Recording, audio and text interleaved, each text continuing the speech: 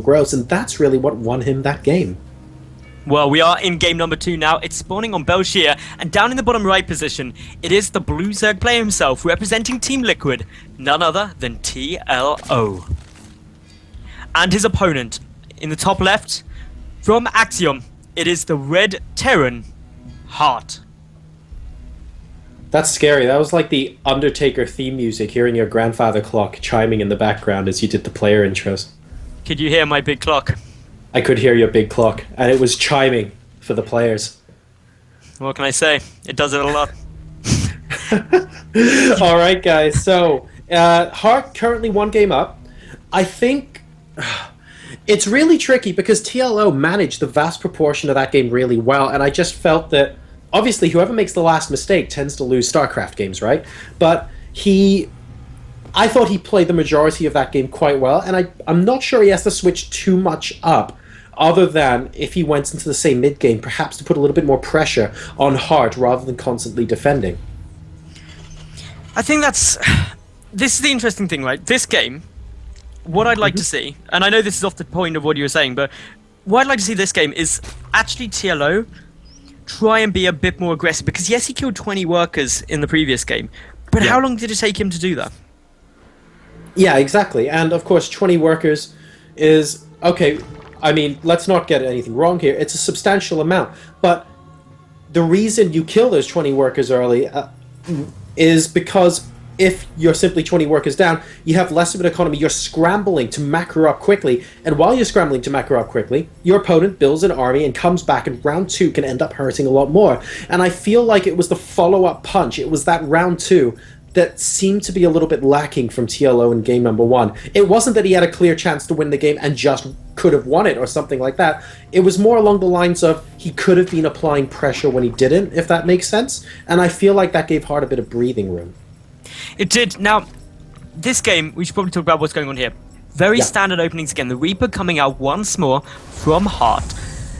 Are we going to be seeing the second Reaper? Because that's the really interesting thing, is whether there's that commitment to a second one. And yes, there will be. It is queued up. So this means, again, the damage needs to be done. And I'm quite surprised at Hart going for this, because in game number 1, it didn't do that much for him. No, it didn't. And I suspect this is possibly a build that Hart just goes regularly against all his Zerg opponents, and what he wants to do in this game is focus his mind and say, look, I'm just going to do exactly the same thing again and focus on my macro and make sure I get everything right in the mid-game when I'm dropping my Zerg opponent all over the place, when I'm trying to stretch TLO in as many directions as possible. I don't want to have to think about my build right now because I want to get up to that point as soon as possible.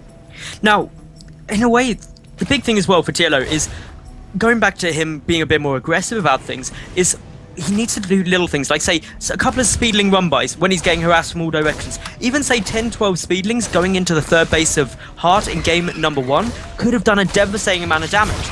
And that's the sort of little opportunity TLO needs to look for.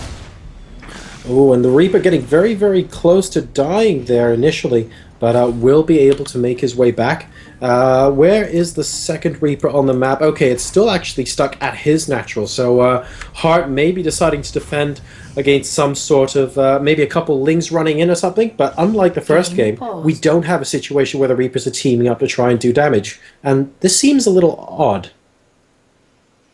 I think it could be for just the defense in case a couple of Lings came through, but more likely just was rallied there and was never picked up, because Hart, he's sitting in quite a nice spot. He's getting down his third CC. He's feeling relatively comfortable. If we take a look at what's actually down for TLO, there isn't really much. He's only now just grabbing up his first gases. They're not particularly late, or well, they're a bit late, but getting to compensate for that.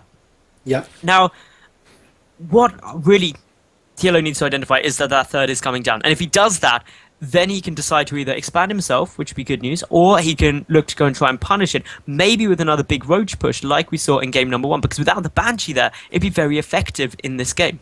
That's a really good point. You just sinking those minerals into economy early means, of course, that Hart is susceptible to some of that early game pressure. But like you said, Maddles, TLO has to be in a position where he notices it first. And if we take a look at the Overlord that's slowly coming up towards the southern side of the base, if you look at how quickly that's moving, he'll know in roughly, I want to say roughly a minute, that's going to be coming down. And oh no, it's actually stopped on the top of that doodad in the middle of the map. So TLO is not going to know for quite a while here. This is going to be frustrating. The Reapers are coming up though. We'll get forced immediately back by good queen positioning. TLO just making sure they're zoned out, not able to get too much information. Down comes the Roach One once again. And this is still looking very similar to game number 1 for TLO. But the Roach One being seen by those Reapers, what will be the response? The starport is down. Will it be another Banshee?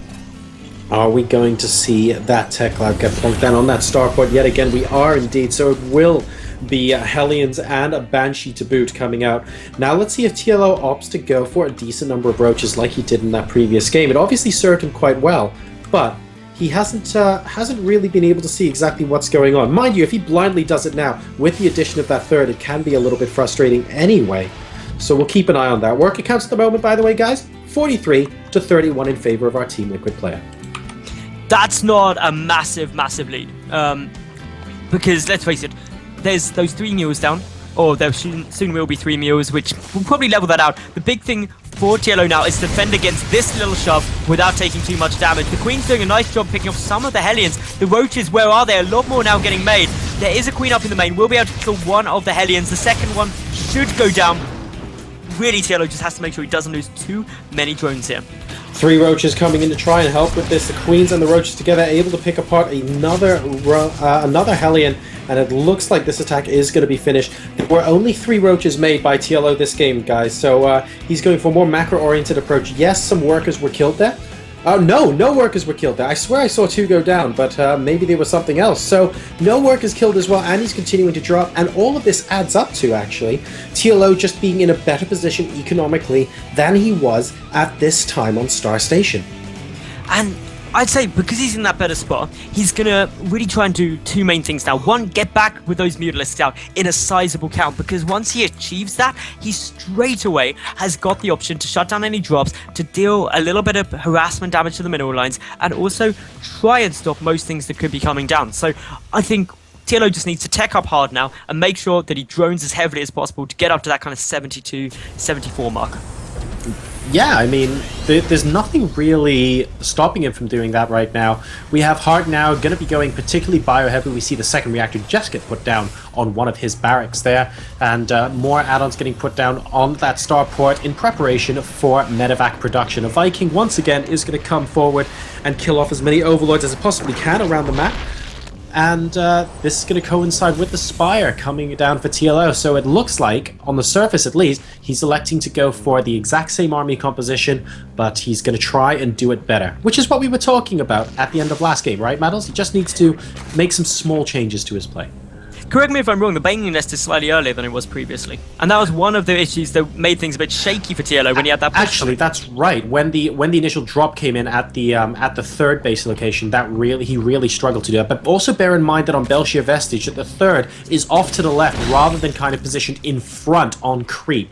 And as a result, it's a little bit more difficult for Heart to swing his way around to attack that. And like you said, now that the Baneling Nest is done well in advance as well, Heart's not going to have nearly as much success here. Now this is frustrating. TLO took the base to the right, the 4th there, rather than the one to the left, which is more usual. But the Viking gonna see it, and therefore could act as a big target for Heart if he wants to try and take it out, because he knows that the left one won't now be taken. Moving forward with a good number of units, the drop getting picked up, but the first mutalisks already on their way out. This may not go how Heart is planning.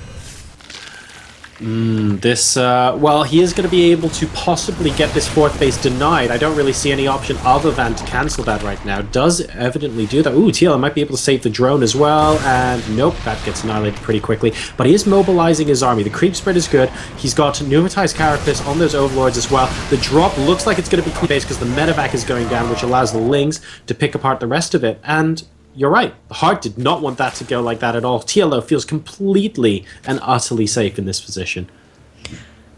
Now, TLO, with these mutas out, needs to, 1, make sure he doesn't take much damage, but 2, make sure he doesn't just sit back. He could be getting some harassment down.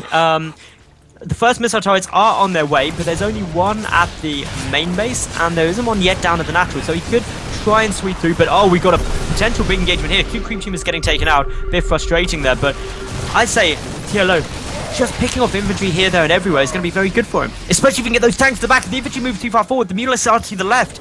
That would be a really nice flank, but no. Hart moving back, realizing he's in a bit of a vulnerable spot, and retreating as necessary. I really like that from TLO as well. He had his Overlord spewing creep and then brought a Queen over to lay a creep tumor to make sure that Hart couldn't expand there without scanning. Really cool little move for him, managing to pick apart the Viking that was killing off the Overlords as well before the Queen died too. And we have simultaneously attacks on both sides. We can see the 4th base of TLO getting attacked a little bit there, but that gets cleaned up. A couple of stray units in the middle of the map as the Mutas need to be careful because they're moving out almost over the army. Hart trying to stim back to get them, but TLO staying out of harm's way. Now, as this push comes forward, the creep tumors are knocked out. TLO has got the safety of having a double expansion, so he can afford to lose one of these, but he's actually flooding back to go and attack. And this is one of the things we said pre-game, that actually TLO, if he was a bit more aggressive, could force a problem out of Hart, because this isn't a sizable force, whereas he is doing a huge amount of damage, pushing into the natural, just going for it, putting that pressure on Hart to come and defend rather than just purely attack. But is it at too much of a cost? I'm not really sure here. To be honest, the Thor is going to be able to help Hart's defense so much. He'll be able to come in and possibly pick apart the 3rd base, but the 5th has gone down and the 3rd is about to go down for TLO as well. And the momentum of this army is actually surprisingly large right now. Only the Thor left. Are we going to see a repair go on the Thor? We are. Is it going to be enough? Lings flooding in as well, picking apart the SCVs. The Thor will go down, and these Lings are continuing to mop up. Both players absolutely slamming hard into each other. Oh, the natural of TLO. This smoke for the push coming back, and is TLO going to be able to break this push? If he does, he's going to be in a much more comfortable position. Needs to deal with that tank. Hard GG's, and TLO brings it back. Oh, wow, and we have a game number 3, ladies and gentlemen. Well played to TLO, who's going to force a game number 3 between himself and Axiom's